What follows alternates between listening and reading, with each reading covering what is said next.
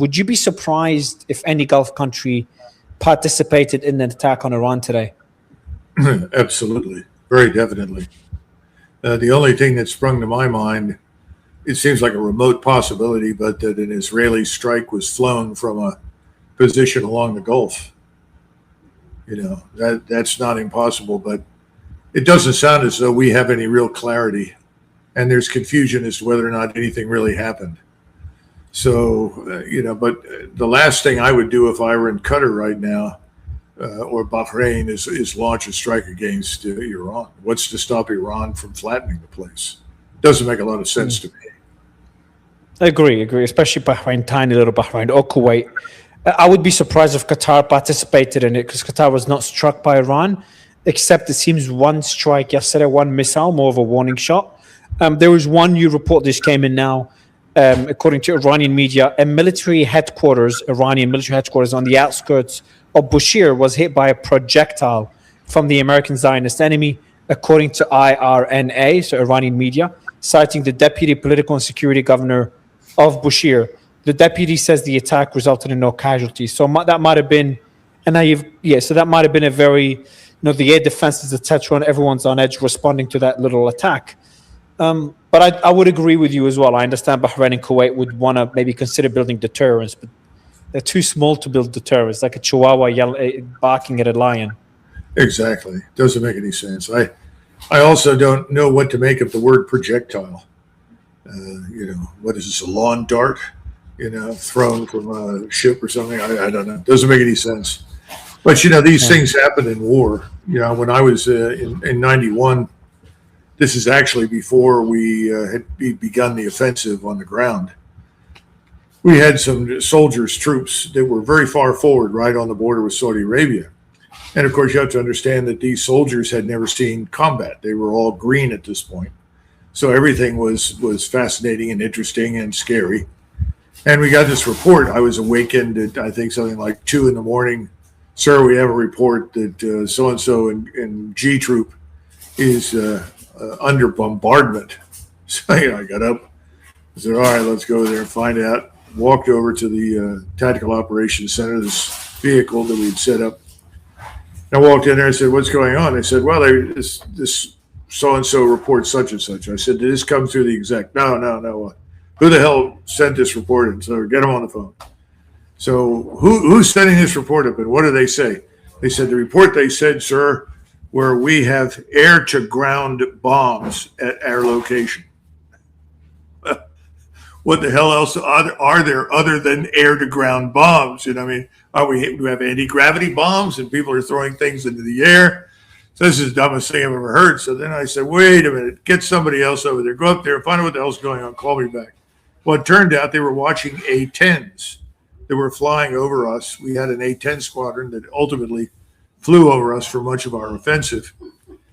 And as they were pulling out, they were engaged by so many aircraft weapons or missiles. And so they had chaff that came out that looked like fireworks, and the chaff was designed to divert the missile. But these soldiers had never seen that before, and so they were convinced the chaff was meant for them and that they were under attack. So, anything is possible in war. And the first reports you get is always wrong. Just remember that. Especially with so many parties involved in this war. You've got, remember, we had the reports earlier of Saudi and the UAE attacking Iran during the war. You've got Iran striking the Gulf. You've got the US and Iran being the two main players. You've got Israel jumping in whenever necessary. Then you've got the Houthis that might pop in here and there. So there is a lot of parties involved in this war. It makes it very confusing. How about those Balukis? Yeah, exactly. You saw the strike. Did you see the strike on the railway yesterday? Have you had a chance to look at that? You're talking about the one that connects to the Chinese and the Russians? Yeah, the one next to the Turkmenistani border. Yeah, and that's interesting. To me, that's very significant. That's where Exactly. Well, I did save it to mention it to you. So the U.S. truck hit the Akteke Khan railway bridge in Golestan. So that's a bridge. It's the node connecting Xi'an to Tehran, so Xi'an in China, in 10 to 15 days overland. China's Belt and Road running straight through Iran. Hmm. So it's Lisa, if you can, Stephanie now, the producer, Stephanie, I don't know if you can find the images. Lisa had them earlier to show them for the audience, but that was a railway line in Akala that very close to Turkmenistan. But I don't know, so I don't know where it was attacked from, and also the damage is not that significant, so it seems more of a warning shot by the Americans. But it's interesting. It's very different to everything else we've seen. I'd love to get your thoughts on it. Well, it's interesting to see the photographs. I did not have the photographs when I received the report, and the report said that they thought they would have this repaired in 24 hours. Now, maybe that's possible, but looking at the damage, it looks like it may take a little longer than that. And this, of course, also highlights something else, that the Belt and Road, which is enormously important to everybody in Eurasia, is new, and not all of the rail lines are completed, and there has been some discussion and debate about where you can send the rail lines. The Chinese would like to have sent rail lines down through Pakistan in greater numbers and greater volume. That hasn't happened because the Chinese are not confident of security along the railways. Now, that may change, but this one is important because it tells me that someone in Washington said, well, we'll do some damage to this and try to signal that we can isolate Iran. And also as a message to the Chinese, since we tend to treat the Belt and Road as a threat to us. I don't subscribe to that view, but then again, I'm not a China threat hawk. But I see the Belt and Road as the alternative to the United States Navy, which does represent a serious threat to China. We can shut down the whole Chinese coastline with our submarine fleet. Chinese know that. They've been through this before. Remember the Imperial Japanese Navy, before the Imperial Japanese Navy, the Royal Navy. So they don't want to be cut off, and so it becomes very important to build these overland routes. Now, as you can see from what you're showing up there right now, this is not going to change the game fundamentally. They'll repair the railway, and I think you'll see redundant railways show up in the near future. There are other ways to get into Iran as well across the Caspian. So it's not a strategic game changer, but I think you're making a valid point. It's a pretty serious message. I don't think it's a smart thing to do. I don't think it's going to change anything of consequence. But I think that there are people in the White House that probably thought in those terms. We've been down this road before. Well, hit so-and-so out there. That'll signal to them. We did this sort of thing in Vietnam along the border with China. We did it during the Korean War along the border with China. It didn't make any difference. Yeah, it is interesting. Like, I looked at it as a warning, but I'm like, warning of what exactly? Like, what does it really signal? Like, one of my guests who's part of the Belt and Road Institute, and he's been studying this for decades. He was on earlier today for the first time on the show, and he was explaining to me how significant this is, how this is a threat to U.S. hegemony. And you've studied history and you always reference history, Colonel. He started referencing how the corridors that were being built, I think from Russia to the Ottoman Empire, were seen as a threat by the British Empire before World War I. And that played a role in what eventually led to World War I. So that shows the significance of this Belt and Road Initiative by China as a threat, or at least the U.S. would perceive it as a threat to the hegemony and the hegemony in the region. And he mentioned a quote. He said this quote always stuck with him. A quote by Biden in 2022. He went to Saudi at the time in Riyadh in July 2022. So it's before October 7th. And he said during the Ukraine war, he said, "We will not leave a vacuum in this region, the Gulf, to be filled by Russia and China." So that was a statement that Biden made. So he referenced that statement as what this strike on the railway could include, as the Americans sending a warning to Iran and other countries part of the initiative. So that's some of my speculation, or his speculation. Well, the railway that you referred to before the First World War was the Berlin to Baghdad railway. Yeah.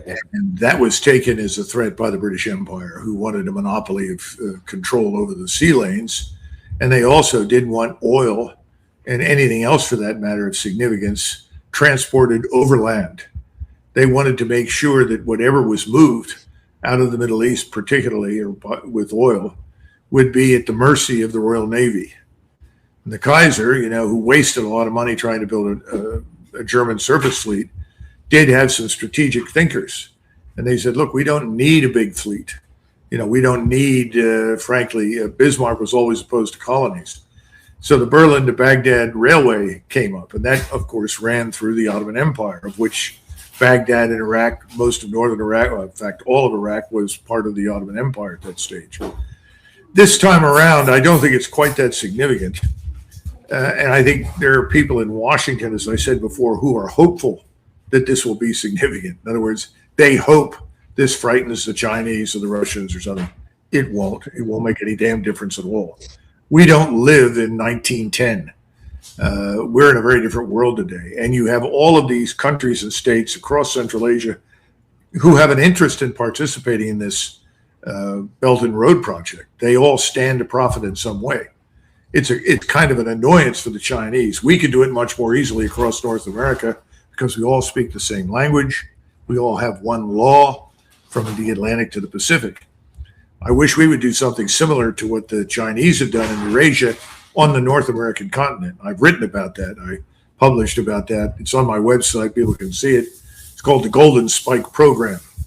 And it basically goes back to our railroad connectivity across the continent. So bottom line is, yes, that was the one strike that popped out when I looked at the list as being significant. I know, no doubt they'll repair it.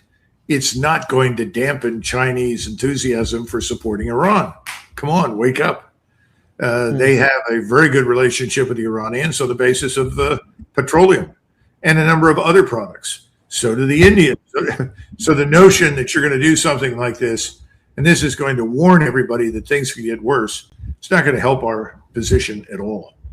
But there are some, we have a sort of late 20th century military establishment, and we have an early 20th century thinking establishment, if you want to dignify it with that word, in Washington, D.C. That's our problem.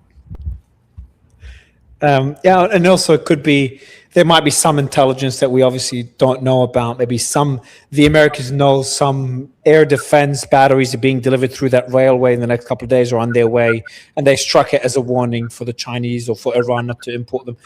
I'm just saying there could be more to it as well than something. Most of the air and missile defense capability and radars and so forth, even missiles themselves, have been flown in by the Chinese. Oh, okay. Massive. A very important airlift on a scale of only something that we historically have been able to do. Chinese can do it now. So, the bottom line is somebody's trying to say something about the Chinese or to the Chinese in connection with Iran. We got that. It's not going to change anything. That's my point.